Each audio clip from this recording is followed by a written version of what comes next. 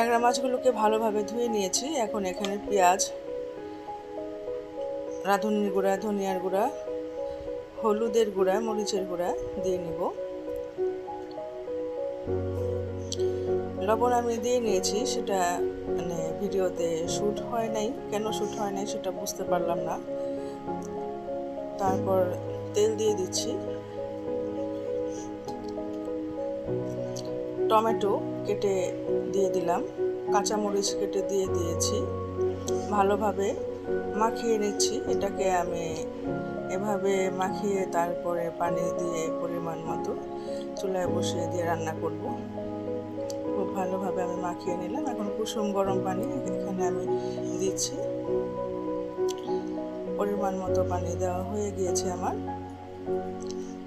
এখন এটাকে আমি চুলায় বসিয়ে দিয়ে গ্যাসটা অন করে দিচ্ছি। তো রমজান মাসে অনেক কাজ থাকে, ব্যস্ততার জন্য কিছু আল্লাহ পাকের ইবাদতও করতে হয়, সেজন্য ভিডিও আমি প্রতিদিন আপলোড করতে পারছি না। 3 থেকে 4 দিন আগে হয়তো বা আমি একটা ভিডিও আপলোড করেছিলাম। রান্নাবান্না সবই করা হয়, ব্যস্ত থাকা হয়, কিন্তু ভিডিও করা হচ্ছে না রমজান মাসে। সেজন্য আপনাদের কাছে আমি ক্ষমা চেয়ে নিচ্ছি। অনেক সময় আমি ইউটিউবে অথবা অনলাইনে থাকতেও পারি না, কারণ একটা মাসই তো আল্লাহ পাক ইবাদতের জন্য তাগিদ দিয়েছেন। তো সেটা আমরা একটু করে নিই, তারপরে আবার রেগুলার হওয়া যাবে। আমার যারা ভাই ও বোনেরা আছেন, বন্ধুরা আছেন, তারা আমাকে এর জন্য ক্ষমা সুন্দর দৃষ্টিতে দেখবেন। কথা বলতে বলতে এই তরকারিটা হয়ে গিয়েছে। তো আসসালামু আলাইকুম, কেমন আছেন সবাই? আশা করছি ভালো আছেন, সুস্থ আছেন। আমিও আল্লাহর রহমতে ভালো আছি।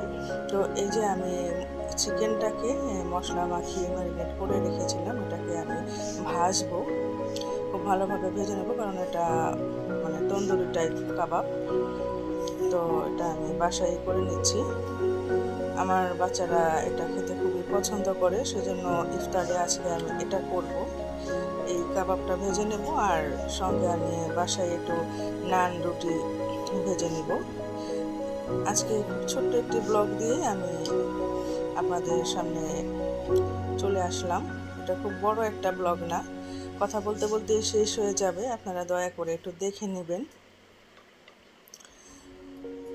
ভিডিওটি ভালো লাগলে লাইক করে দেবেন, সাবস্ক্রাইব করে নেবেন। যারা করে ফেলেছেন তাদেরকে অসংখ্য অসংখ্য ধন্যবাদ। আর যারা আমার এই ভিডিওটি দেখছেন এখনও সাবস্ক্রাইব করেননি, তারা দয়া করে একটু সাবস্ক্রাইব করে নেবেন। চলুন আমি নান রুটি ভেজে নিচ্ছি, সেটা একটু দেখিয়ে দিই। আমি এইগুলোর রেসিপি আপনাদের সাথে আজকে শেয়ার করছি না, আপনারা সবাই এটা কম বেশি এইগুলো করতে পারেন এই রেসিপিগুলো। তারপরেও আমি রমজান শেষে অন্য কোনো একদিন আপনাদেরকে রেসিপিটা দেখিয়ে দেব যে আমি কিভাবে এটা করেছি।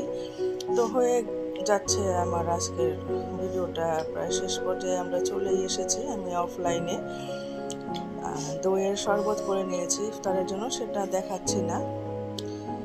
আরও কিছু রান্নাবান্না আমি করেছি, কিন্তু সেটা আমি আজকে আর ভিডিওতে দেখাতে পারলাম না, আমি সেটা শ্যুট করি নাই। খুব ব্যস্ততার মধ্যে কিন্তু অনেক কিছু শ্যুট করা হয় না। যে একটু ফ্রাইড রাইস করেছিলাম সেটা, আর আমার ছেলের জন্য একটু আলুর ফ্রাই করেছিলাম। এই সামান্য কিছু আয়োজনে আজকে আমাদের ইফতারটা কমপ্লিট হবে। ভিডিওটি দেখার জন্য অসংখ্য অসংখ্য ধন্যবাদ আপনাদেরকে। ওই যে একটু দই দিয়ে আমি সালাদ করে নিয়েছি, মানে শসার সাথে দই মিশিয়ে একটু সালাদ করে নিয়েছি। এটা কিন্তু খেতে খুবই মজা হয়েছিল, আপনারা করে দেখতে পারেন। মিষ্টি দইয়ের সাথে আমি সালাদ করেছি, ম্যাশ করেছি, মানে শসার টুকরো করে আমি মিষ্টি দই দিয়ে মিশিয়ে নিয়েছি। জাস্ট এইটুকুই, কিন্তু খেতে অসাধারণ লাগে। আপনারা একবার ট্রাই করে দেখতে